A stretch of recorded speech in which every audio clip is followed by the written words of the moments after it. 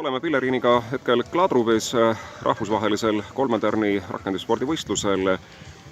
Tean, Pillerin, et tulidki tegema siia head koolisõidu tulemust, mis suures plaanis ju ka õnnestus tulemusega 48,71. Kuidas ise rahule jäid?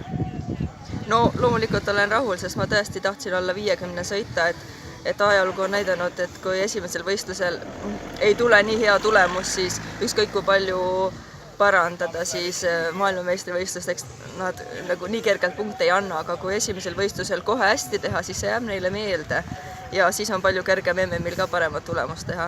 Et minu eesmärk oli ka alla 50 sõita, nii et 48 olen väga rahul sellega. Kindlasti ma arvan, jäin neile meelde ja paljud kohtunikud ütlesid ka, et väga ilus sõit oli.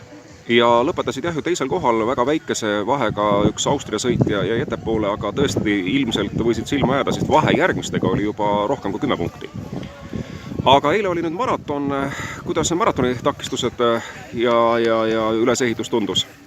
Maratoni oli väga raske.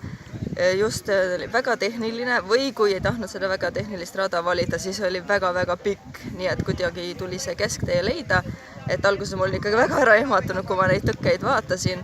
Aga loomulikult mida rohkem ma neid kõndisin, seda sümpaatsemaks nad muutusid. Aga ei, ta ei olnud kerge, kindlasti ei olnud kerge. Neljandast takistuses kahjuks tegin ühe lisatiiru, vaatasin video pealt järgi, et umbes 12 sekundit jäi sinna. Et muidu oleksin natuke paremini lõpetanud, aga mul on need ponid üsna, ütleme nii, et raskesti kontrollitavad, neil on tegelikult hästi palju jõudu ja nad tahavad minna.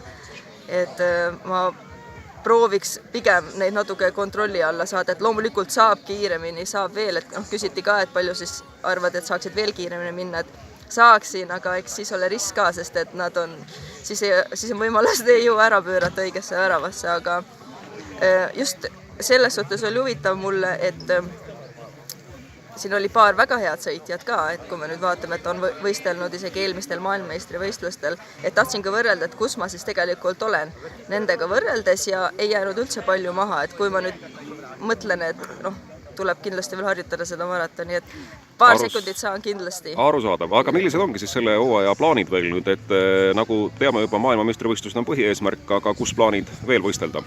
Nii täpselt paigas ei olegi, järgmine võistlus tõenäoliselt tuleb Ungaris Meigutis, see on juuni esimesel nädalavahetusel.